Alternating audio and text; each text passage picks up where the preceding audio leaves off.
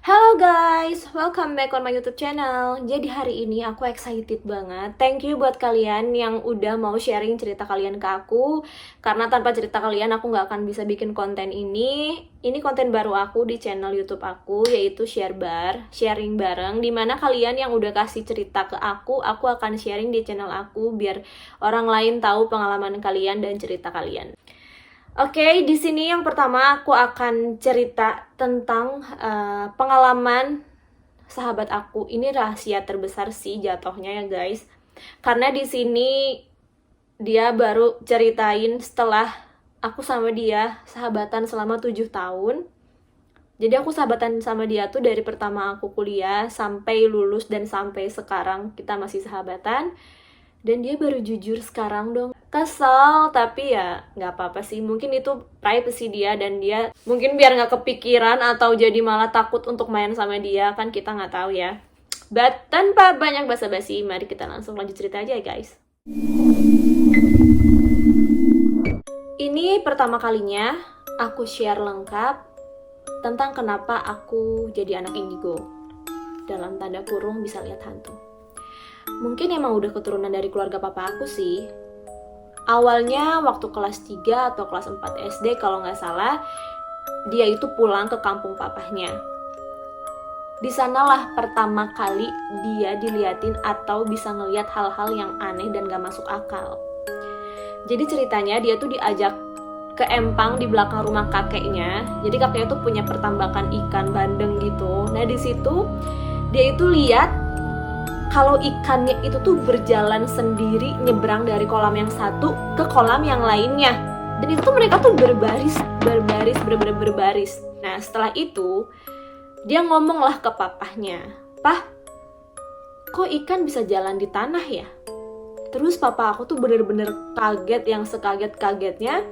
Dan tanpa ngomong apapun, papa aku langsung ajak aku masuk ke dalam rumah. Di dalam rumah aku pun ketemu mama dan aku pun ceritain semuanya ke mama aku. Dan sama reaksinya pun kaget dan kayak, "Kamu cerita apa sih, aneh banget?" gitu. Itu cerita pertama dia ngerasain atau ngeliat hal-hal yang aneh dan gak masuk akal. Yang kedua, ini masih kejadian di hari yang sama pertama kali dia ngerasain. Pas malam hari aku diajak sama tante aku untuk keluar beli makanan. Baru aja aku tuh jalan keluar rumah, pas banget di samping rumah itu kan masih banyak kebun.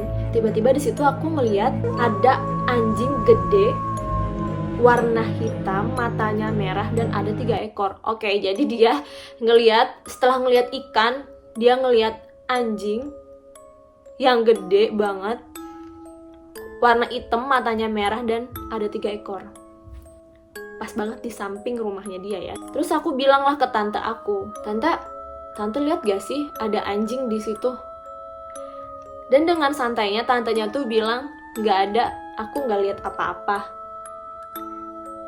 Ya udah, aku mikir tante aku gak lihat, mungkin itu cuma perasaan aku. Dan akhirnya dia tuh sama tantenya ngelanjutin perjalanan untuk ke warung. Gak berapa lama mereka pun pulang tuh dari warung. Dan betapa kagetnya 3 ekor anjing itu masih ada di situ dong guys. Bener-bener sama posisinya di situ. Ada 3 ekor dengan matanya yang merah, gede, hitam gitu. Akhirnya dia pulang tuh ke rumah, nyampe dia langsung buru-buru bilang ke papahnya, Pah, tadi aku di luar lihat anjing. Anjingnya gede banget, warna hitam dan matanya merah." Papa aku langsung kaget, dia langsung keluar dan kunci gerbang.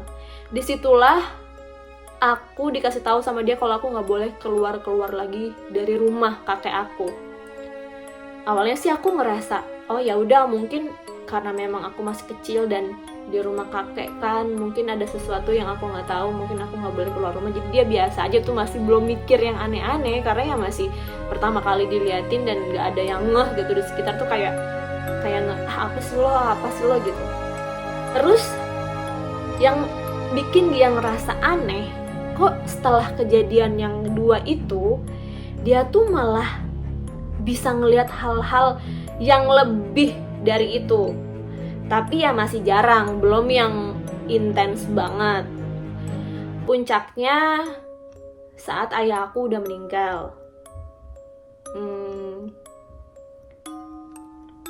banyak hal-hal yang diperlihatkan ke aku. Jadi aku bisa ngelihat segala macam hantu yang bahkan sangat menyeramkan. Banyak gangguan yang datang ke aku, sampai aku pun sempet down karena nggak kuat, sangat menakutkan buat aku, dan aku sempet sakit sampai 1 bulan, bahkan aku dirawat di rumah sakit. Mama sama kakak aku tuh nggak tahu kalau aku tuh sakit karena hal-hal kayak gini, dan mereka tuh taunya aku sakit, oh mungkin sakit biasa.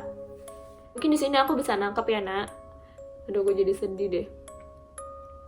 Kan dari awal kamu ngerasain hal yang aneh cuma papa kamu yang sadar, yang aware, karena mungkin dia tahu kamu tuh punya kelebihan yang nggak bisa dilihat sama orang gitu, makanya dia bener-bener ngejagain banget gitu loh. Dan setelah papa kamu nggak ada, ya mungkin emang udah nggak ada lagi yang bisa jagain gitu. Maksudnya dalam arti jagain yang mungkin nahan selama ini, mungkin ditahan sama papa kamu biar nggak terlalu semua nyamperin kamu.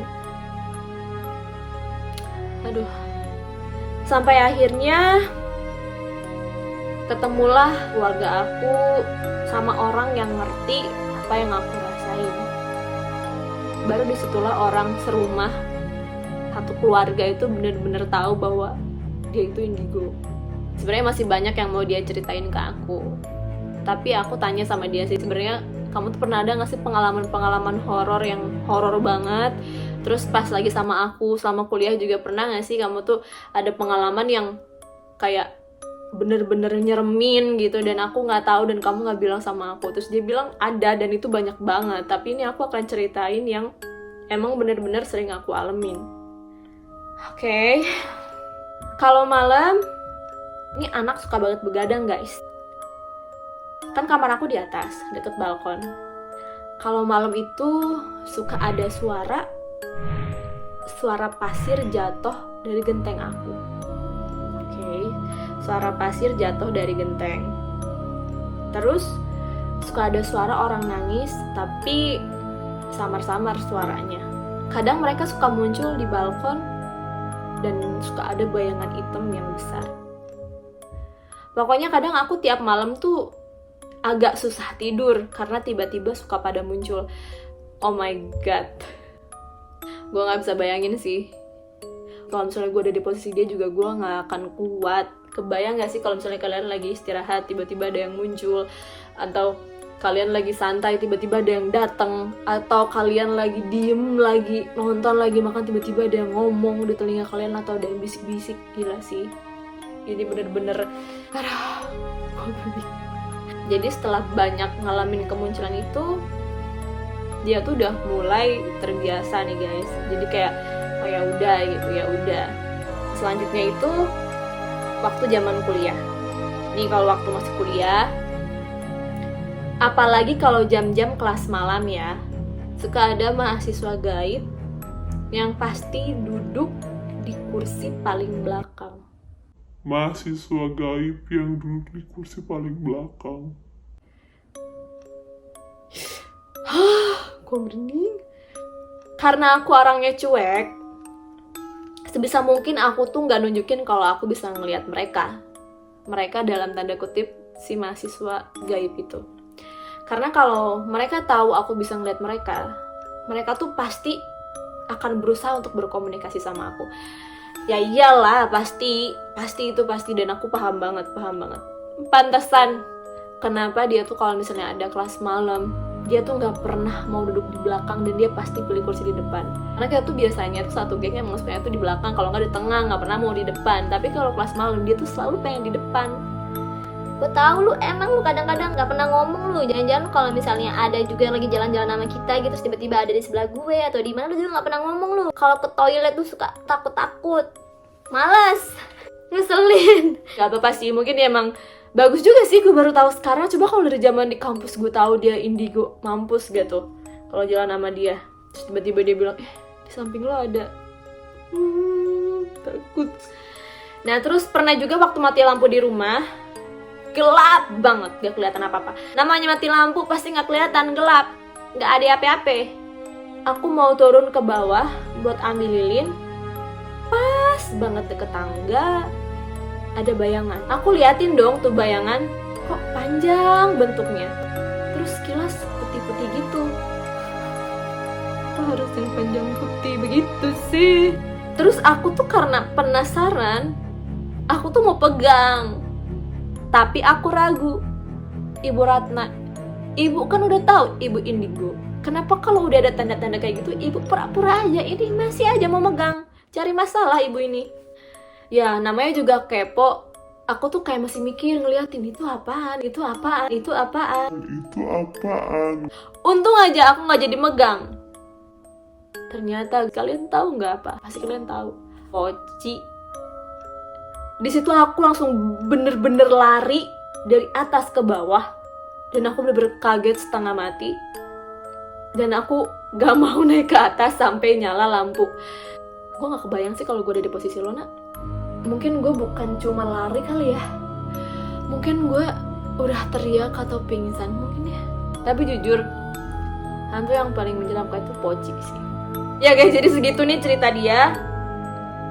Akhirnya gue tahu ya, Nak, lu tuh indigo. Ternyata rahasia temen aku, dia tuh seorang indigo. Dari mulai pertama dia gak ngerti sama hal-hal kayak gitu, dan dia ngerasa aneh sampai akhirnya dia sekarang terbiasa. Mungkin alasan dia gak mau cerita sama aku dan sama sahabat-sahabatnya dia yang lain karena dia gak mau mungkin kayak terganggu, atau mungkin kayak sahabat-sahabatnya malah jadi takut, atau mungkin jadi ngerasa gak safety gitu kalau misalnya main sama dia. Ngerasa, oh pasti kan, kalau gue juga sih kalau tahu ya, maksudnya kayak kalau gue tahu dia indigo dari dulu, kalau gue tahu dia indigo dari dulu, ya ampun, sering kali gue nanya sama dia, nah ada apa nak, mesti pada begitu. Mungkin itu salah satu cara dia juga untuk biar ngerasa kalau dia tuh nggak aneh atau mungkin nggak beda sama yang lain. Tapi sebenarnya kalau menurut gue, Nak, lo tuh nggak aneh, bener deh.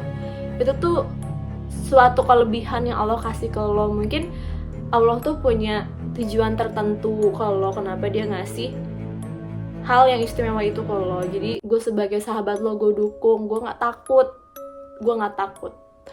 Tapi guys, nih satu cerita ya.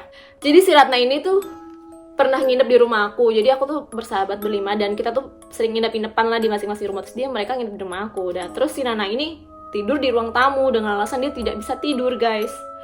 Udahlah tuh, pagi-pagi kita langsung ke kampus bareng lagi nih guys, berlima. Terus dia di mobil cerita, dengan santainya tuh dia cerita, dia di rumah lo ada hantu ya? Gue langsung kayak, maksud lo? Iya, di balkon depan rumah lo itu udah hantu, tahu, hantu cewek. Maksud lo? Iya, jadi dulu tuh di rumah aku tuh udah balkon guys sebelum dirobohin. Ceweknya tuh warna putih, tapi pas gue tidur di kursi ruang tamu lo, dia nyamperin gue deh. Tapi dari warna putih dia berubah jadi warna merah, rambutnya tuh gimbal, bener-bener gimbal. Gue langsung kayak, nah lu halu ya, gak ada perasaan gitu kan. Pokoknya aku tuh bener-bener selalu positive thinking deh guys sama yang gitu-gitu. Udah dari situ dia, tapi tenang, dia baik kok, nggak jahat. Nah, gue sebenarnya percaya sama omongan dia. Gue tuh ngerasa keganggu karena bukan cuma dia doang yang ngomong kayak gitu. Yang lain tuh mungkin kayak kode tuh kayak satpam di rumah. Karena kan gazebo di rumah gue tuh lampunya kecil nih dulu. Ya karena ya buat apa juga kan, nggak dipakai juga gitu, jarang. Terus satpam tuh sering bilang tuh sama adik gue, Mbak, tolong bilangin ya ke ibunya lampunya tuh digedein, nyalain. Dan sekarang tuh sering banget kayak Pak RT, Pak RW kalau bikin lampu penerangan jalan tuh bener-bener di depan rumah gue. Dan sekarang tuh di depan rumah gue tuh lampunya ada 3. Karena bayangin aja, ya mungkin emang bener kali ya omongan si Ratna ini. Setelah gue tahu dari gue emang nih asem banget nih anak.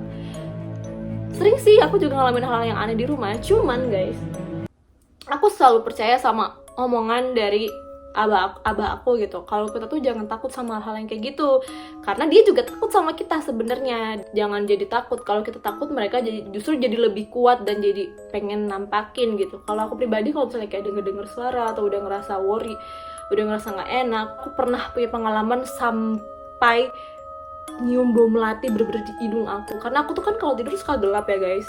Nyatanya aku balik kerja, balik syuting, aku tidur tuh. Nah terus tiba-tiba bener-bener di depan mata tuh bau banget melati. Tapi aku cuma ngomong gini aja, udah ya, gue tuh bener-bener capek, gue mau tidur, mau istirahat, terserah lo deh, lo mau ngapain, butuh mau kayak apa, yang penting lo jangan ganggu gue, jangan sentuh gue, jangan liatin gue. Kalau lo emang mau apa sih, ngasih bau-bau, itu bau-bau enak lah, bau melati gitu. Ya udah aku tidur aja. Dan aku pernah dengar suara-suara juga, ya aku anggap itu tikus atau apa gitu. Karena kalau kita positif, yang kayak gitu tuh insya Allah nggak akan ganggu. Karena ya kalau aku percaya kalau aku ganggu, mereka nggak akan ganggu. Kita masing-masing punya alam gitu loh guys. Oke, segitu aja ceritanya di konten aku yang baru. Semoga kalian suka dan semoga kalian terus support channel ini biar channel ini berkembang, dan kalian kasih masukan terus apa yang harus aku buat. Dan jangan lupa kalian kalau punya cerita share ke aku ya, biar aku bisa share di channel aku, di konten aku yang ini. Thank you buat semua yang selalu support dan selalu kasih masukan. Makasih.